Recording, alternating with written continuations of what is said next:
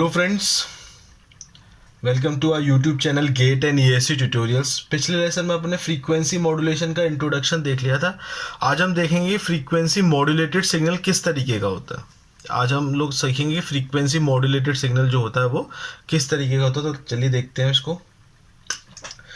देखिए, सब लोगों को पता है कि जो मेरी कैरियर वेव होती है वो होती है AC cos of omega CT से मैं अपने कैरियर को रिप्रेजेंट करता हूँ। ठीक है, अब ध्यान रखेंगे जब हम फ्रीक्वेंसी मॉड्यूलेशन पढ़ेंगे जो ओमेगा C की वैल्यू होगी वो कहाँ से कहाँ तक होगी, वो होगी आपकी 88 megahertz to 108 megahertz.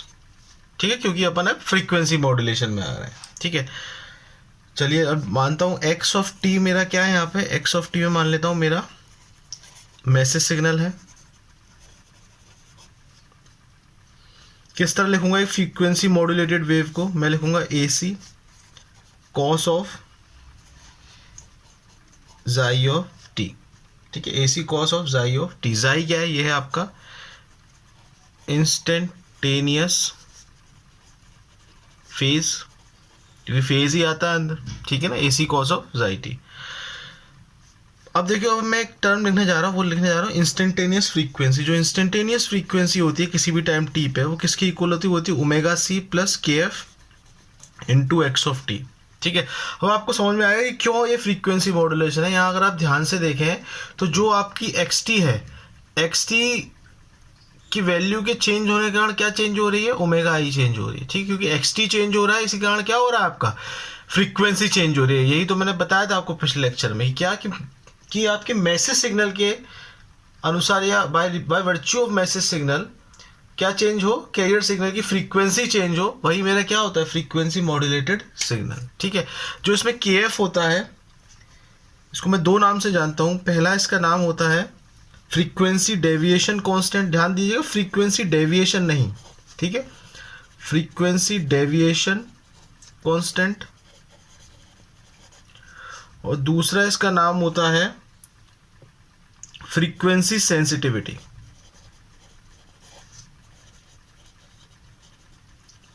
Frequency sensitivity, पहला होता है फ्रीक्वेंसी डेविएशन कांस्टेंट और दूसरा होता है फ्रीक्वेंसी सेंसिटिविटी।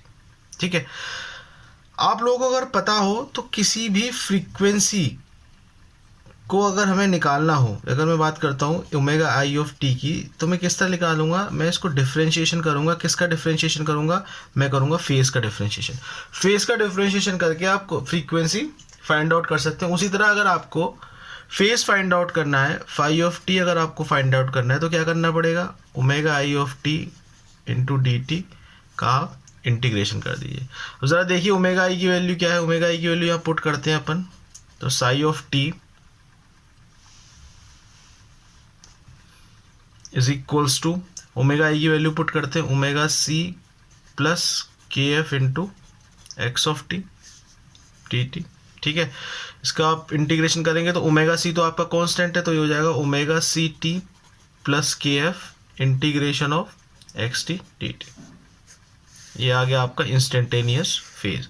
इस फेज की वैल्यू को आप ऊपर रख देंगे, इस फेज की वैल्यू को अपन कहाँ रखेंगे, इस फेज की वैल्यू को अपन यहाँ रख देंगे, इस वाली फंक्शन में। ठीक है, तो ये हो जाएगा आपका x of dt is equals to AC cos omega CT plus KF integration of XT dt। ये हो गई आपकी एक फ्रीक्वेंसी मॉड्यूलेटेड वेव की इक्वेशन। ठीक है, फ्रीक्वेंसी मॉड्यूलेटेड वेव की एक इक्वेशन हो गई, जनरल इक्वेशन। ठीक है, चल इसमें क्या है, इसमें अब आप दो चीज़ों को निकालनी पड़ेंगी आपको। पहली चीज़ आप हमें निकालनी पड़ेंगी इसमें फ्रीक्वेंसी डेविएशन कितना है। ठीक है, और दूसरी चीज़ हम निकालेंगे फ्रीक्वेंसी मॉड्यूलेशन में ही फेज डेविएशन कितना है। ठीक है, दोनों चीज़ निकालेंगे। होता क्या है, स्टूडेंट्स को फ्रीक्वेंसी डेविएशन तो निकालना आता है फ्रीक्वेंसी मॉड्यूलेटेड सिग्नल में, लेकिन जैसे ही क्वेश्चन आ जाता है फ्रीक्वेंसी मॉड्यूलेटेड सिग्नल को फेज डेविएशन निकाल तो हड़बड़ा जाते हैं। क्यों हड़बड़ा जाते हैं, क्योंकि कंसेप्ट नहीं पता होते। ठीक है, तो हम कंसेप्ट के हिसाब से देखेंगे। अब देखिए, अगर मैं बात करता हूँ आपसे कि आपको निकालना है फ्रीक्वेंसी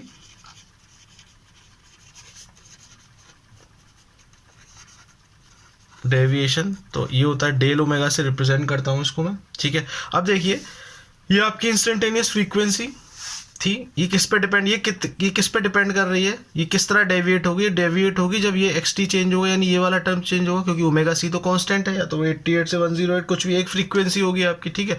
तो वो डेविएट किस तरीके से होगी, ये ओमेगा आई ये डेविएट होगी by the virtue of this kf into xt term, ठीक है। तो मैं क्या लिख सकता हूँ कि जो मैक्सिमम फ्रीक्वेंसी डेविएशन है वो कब होगा, कि जब ये आपका मैक्सिमम चेंज होगा, ठीक है। फ्रीक्वेंसी डेविएशन क्या होगा कि जब इसकी मैक्सिमम वैल्यू होगी उतनी फ्रीक्वेंसी डेविएट हो सकती है ओरिजिनल से, ओमेगा सी से कितनी फ्रीक्वेंसी डेविएट हो सकती है, जितना ये मैक्सिमम चेंज हो सकता है। तो हम लिख सकते हैं del of omega is equals to kf xt की मैक्सिमम वैल्यू, ठीक है, kf xt की मैक्सिमम वैल्यू। अब मानते हैं कि xt मेरा क्या है, मैसेज सिग्नल मैंने क्या लिया है, let us suppose xt message signal में इस समय के लिए केवल साइनसोइडल ले लेता हूँ am cos ओमेगा mt, तो यार रखिए इधर, तो ये हो जाएगा del of omega is equals to kf xt में रखेंगे हम इसको am cos of omega mt, तो कितना आएगा, ये आ जाएगा आपका इसकी मैक्सिमम, क्योंकि मैक्सिमम वैल्यू है तो maximum value cos omega mt कितनी हो सकती है, 1 हो सकती है, तो ये हो जाएगा आपका kf into am del omega, किसके लिए है केवल डेल ओमेगा, ये जो डेल ओमेगा है ये सिर्फ और सिर्फ आपका जो है फॉर साइनसोइडल सिग्नल्स के लिए है, ठीक है ना। नहीं अभी मैं इसको डेल एफ में भी आपको बताऊंगा, ठीक है ना। अभी kf की यूनिट पे बहुत चीज़ें डिपेंड करेगी, kf की यूनिट अगर रेडियन पर सेकंड पर वोल्ट हुई तो डेल ओमेगा निकलेगा, और kf की वैल्यू इसी फॉर्मूले में अगर हर्ट्ज पर वोल्ट हुई तो आपका डेल एफ निकलेगा। ये हम सब चीज़ें देखेंगे अभी। फिर मैं आता हूँ फेज डेविएशन पे। फेज डेविएशन क्या है, कितना मैक्सिमम फेज डेविएट हो सकता है, यहाँ पे देखें आप कितना डेविएट हो सकता है, जितनी ये वैल्यू हो, जितनी ये वैल्यू हो। एक बात ध्यान रखिएगा, आपको डाउट होगा कि ये टी टाइम के साथ चेंज हो रहा है तो ये भी तो चेंज हो रहा है, नहीं। देखिए होगा क्या कि जब आप इंटीग्रेशन को सॉल्व कर लोगे उसके बाद ही तो आप टाइम की वैल्यू रखोगे, ठीक है। इंटीग्रेशन सॉल्व करने के बाद ही अपन टी की वैल्यू रखते हैं। तो एक्चुअली चेंज कैसे हो रहा है, चेंज हो रहा है इससे, ठीक है। उसके बाद जब ये सॉल्व हो जाएगा, जब ये चेंज हो जाएगा तभी तो अपन टी की वैल्यू रखते हैं, इसलिए ये मैंने कांस्टेंट मान लिया है, ठीक है। मैक्सिमम फेज, क्योंकि ये फेज में ही है, मैक्सिमम फेज क्या आंसर कितना चेंज हो सकता है, इतना। तो मैं क्या लिख सकता हूँ, मैक्सिमम फेज जो है, maximum phase deviation del phi से रिप्रेजेंट करूँ तो del phi is equal, sorry phi से रिप्रेजेंट करूँ तो ये हो जाएगा आपका kf integration of xt dt की मैक्सिमम वैल्यू। अगर साइनसोइडल सिग्नल है मेरा xt, केवल साइनसोइडल सिग्नल है मेरा, ठीक है ना, और सिग्नल के लिए आप xt की वैल्यू अलग रखेंगे तो ये हो जाएगा आपका kf integration am cos omega mt की मैक्सिमम वैल्यू। तो सबसे पहले इंटीग्रेशन सॉल्व करेंगे यहाँ पे अपन, तो हो जाएगा आपका kf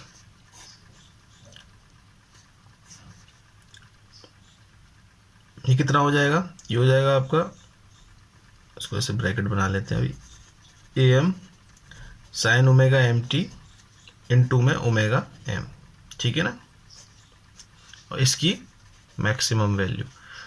तो एक बार ध्यान रखिएगा, ये तो हो जाएगा आपका, सॉरी ये डिवाइड में आ जाएगा, ठीक है ना, ओमेगा m। डिफरेंशिएशन होता है तब आता है मल्टीप्लिकेशन, डिवाइड में ओमेगा m आ जाएगा, क्योंकि साइन कॉस ओमेगा mt का इंटीग्रेशन क्या होगा, sine omega mt divide by omega m, ठीक है। अब आप मैक्सिमम वैल्यू देखिए, तो maximum value sine omega m की कितनी हो सकती है, 1, तो यानी कितना निकल सकता है kf am upon omega m, ठीक है। और यही होता है जो फ्रीक्वेंसी डेविएशन होता है आपका FM सिग्नल का, वही किसके बराबर होता है, यही होता है आपका मॉड्यूलेशन इंडेक्स,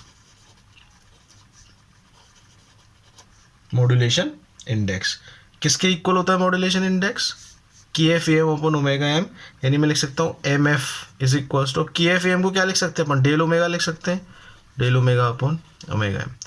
तो दो चार चीज़ें यहाँ पे ध्यान देने वाली हैं, ध्यान देने वाली चीज़ें ये है कि जो फेज डेविएशन होता है, चाहे वो फ्रीक्वेंसी मॉड्यूलेशन हो, आगे हम पढ़ेंगे फेज मॉड्यूलेशन, दोनों का ही फेज डेविएशन मॉड्यूलेशन इंडेक्स के इक्वल होता है, ठीक है। और मॉड्यूलेशन इंडेक्स आता कितना है, इसकी आता है kf am upon omega m, ठीक है। अब हम ये देखेंगे कि fm कब लिखेंगे, ये फॉर्मूलेज देखिए fm kf के यूनिट्स के साथ चेंज हो जाएंगे। तो ये बड़ा कंसेप्ट अच्छा है, अपन को सीखना पड़ेगा कंसेप्ट, क्योंकि जब तक ये कंसेप्ट सीखेंगे अपन क्वेश्चन नहीं कर पाएंगे एग्जाम में, ठीक है। तो चलिए कंसेप्ट सीखते हैं ये वाला अपन।